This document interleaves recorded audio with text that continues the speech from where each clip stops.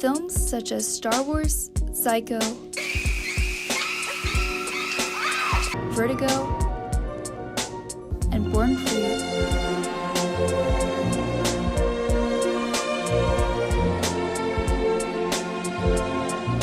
contain epic original film scores that are not only culturally significant but extremely memorable. In the last couple of decades, there has been a shift in the way music is used in film. Ryan Satterwhite's video essay titled The Marvel Symphonic Universe and Dan Golding's video essay titled A Theory of Film Music both address the topic of the memorability and originality concerning music in film, in particular Marvel films. Satterwhite's main argument is that Marvel film music is forgettable. He claims this is because the music doesn't spark an emotional response, it's used very predictably and never challenges your expectations, and the biggest culprit, temp music. Temp music is the bane of my existence. Temp music is what the editor and director cut to when they are editing the film. The process of nonlinear editing is to blame because the composer of the film is brought on in one of the last stages of editing, making it hard for directors to like and accept the new original music. If they're addicted to it, it's just going to make my job harder. Many of the temp tracks editors use come from other blockbusters. Filmmakers just reuse things that worked in every other movie. Satterwhite's essay ends on the topic of risk. The kind of risk that creates an emotional connection with the audience, so that they carry the music with them. People do not remember safe choices. Only bold, original music can do this. Dan Golding's video essay, A Theory of Film Music, is a response. His main argument is that film music is not about originality, it is more about the way that filmmakers use unoriginality creatively. Golding begins his argument by saying that he agrees. Star Wars music is memorable, but it is not original. He explains that much of the music we hear in the film are actually close replicas of temp music. Where we're basically hearing a reworking of Stravinsky's The Ride of Spring note for note. George Lucas had to be convinced that the film needed original music.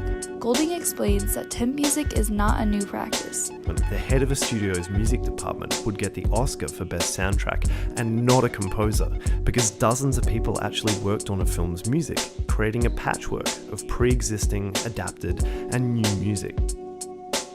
The reason older films, like Star Wars, have more original sounding music is that their temp music came from a wider pool of reference, like symphonies and films from genres like westerns that had distinct musical traits. Golding says that Hans Zimmer is responsible for the current style of music that is used in more recent films like Marvel. This is because Zimmer pioneered the use of computers. Not only is it quicker and cheaper, but computers allow a director to hear the music as it is being written. This way they can be more involved in the process and edit the film at the same time. Music created using digital technology is created for computer to play. The easiest sounds to get right are short and sharp sounds, like percussion, stabbing brass, and rhythmic strings. This has led to the lack of hummable melodies in films. Golding ends his essay arguing that Hollywood music isn't about originality. It is about working with proven formulas, and digital technology has changed that hugely. It's creative unoriginality. Traditionally, music in film is used to spark emotion and add to the film overall, not only concerning theme, but dialogue, action, and emotion.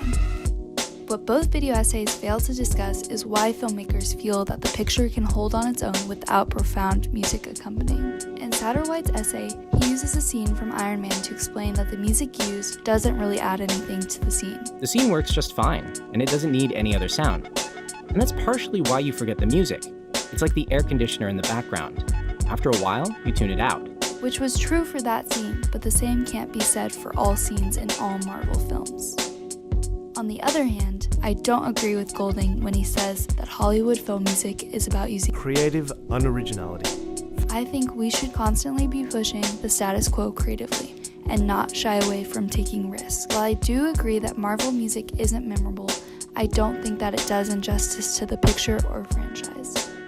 I believe that the only way we can step away from using unoriginal music is to change the process of editing in Hollywood and try to stop using temp music. The practice of temp music maintains the hegemony of music in film.